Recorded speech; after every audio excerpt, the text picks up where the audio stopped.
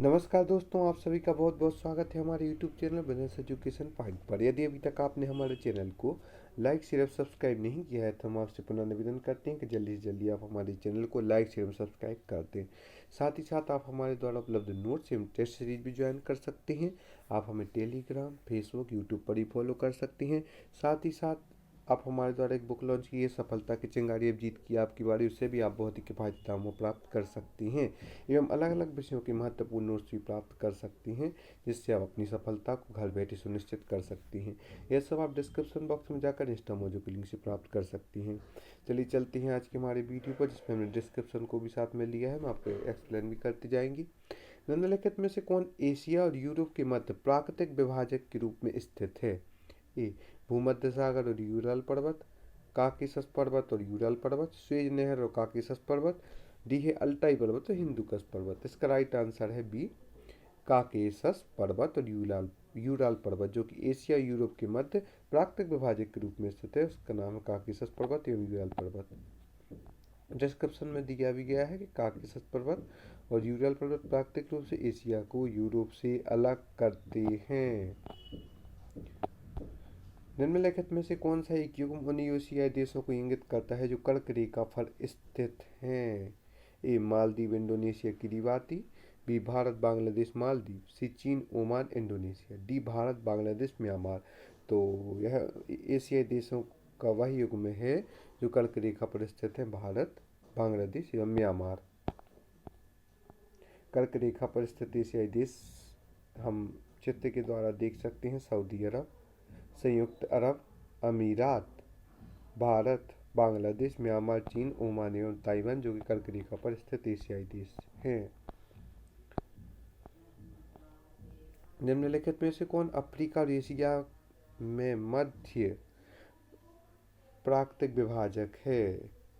Africa एवं Asia में मध्य प्राकृतिक विभाजक लाल सागर एवं स्वेज नहर, कैस्पियन सागर एवं एंडीज पर्वत, मैरियाना गर्त और लाल सागर, स्वेज नहर और मेडागास्कर। इसका राइट आंसर है ए, लाल सागर एवं स्वेज नहर, जो कि अफ्रीका और एशिया के मध्य प्राकृतिक विभाजक के रूप में कार्य करता है।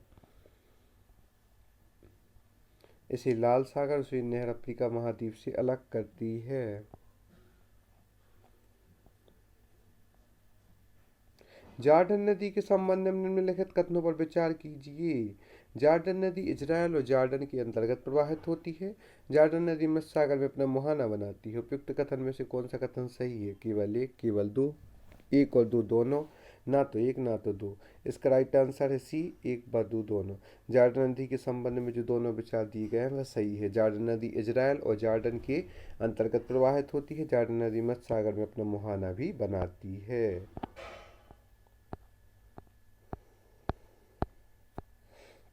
निम्नलिखित में से कौन सा ऐसे देश है जो एशिया के शीर्ष 5 सर्वाधिक क्षेत्रफल वाले समूहों में शामिल हैं? एक कजाकिस्तान, दूसरा सऊदी अरब, तीसरा ईरान, चौथा इंडोनेशिया, पांचवा संयुक्त अरब अमीरात। कूट है 1 2 4, 2 3 5, 1 3 5, 3 4 5। इसका राइट आंसर है 1 2 4। ऐसे देश जो एशिया के शीर्ष 5 सर्वाधिक क्षेत्रफल वाले समूहों में स्थित हैं, तो पहला है कजाकिस्तान, दूसरा है सऊदी अरब और फिर चौथा है इंडोनेशिया। यूरोप यूरोपियन महाद्वीप के संबंध में निम्नलिखित कथनों पर विचार कीजिए। इसकी भौगोलिक अवस्थिति शीतोष्ण कटिबंध में है। यह विश्व का 5वां सबसे बड़ा महाद्वीप है। कोड दिए गए हैं, केवल एक, केवल दो, एक व दो दोनों, ना तो एक ना ही दो। इसका राइट आंसर है ना तो एक ना ही दो। यूरोपीय महाद्वीप के संबंध में निम्नलिखित कथन दिए गए हैं वह दोनों ही सत्य हैं। न तो इसकी भौगोलिक अवस्थिति शीतोष्ण कटिबंध में है, ना ही यह विश्व का 5वां सबसे बड़ा महाद्वीप है।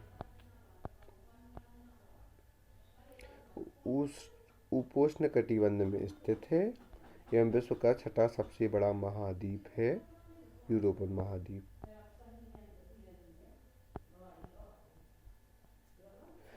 यह एक ऐसा महाद्वीप है जहां विश्व की कुल जनसंख्या का लगभग 11% निवास करता है। यह महाद्वीप का 2/3 भाग सागर से घिरा हुआ है।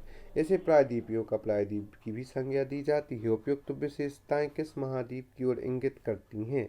A Europe, B Australia, C Asia, D Antarctica. इसका राइट आंसर है ए यूरोप। यह एक ऐसा महाद्वीप है जहाँ विश्व की कुल जनसंख्या का लगभग 11% निवास करता है। यह महाद्वीप को 2/3 भाग सागर से घिरा हुआ है। इसे प्रायद्वीपियों का प्रायद्वीप भी संज्ञा दी जाती है। यूरोप का अधिकांश भाग 3 और सागरों से घिरा है, इसलिए इसे प्रायद्वीपों का प्रायद्वीप भी कहा जाता है।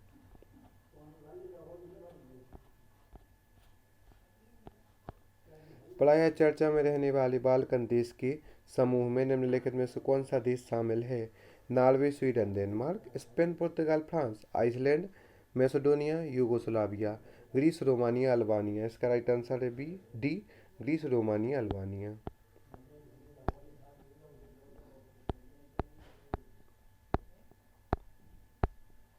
निम्नलिखित कथनों पर विचार कीजिए।